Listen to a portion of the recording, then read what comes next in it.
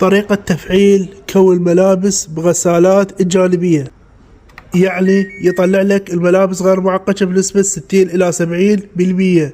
أول مرة لازم تتأكد أنه موجود علامة كوي الملابس اللي هو نفس الأوتي، نفس هذا الشعار، لازم بيه هذا الشعار. إذا ماكو نفس هذا الشعار فهاي ما بيها كوي الملابس.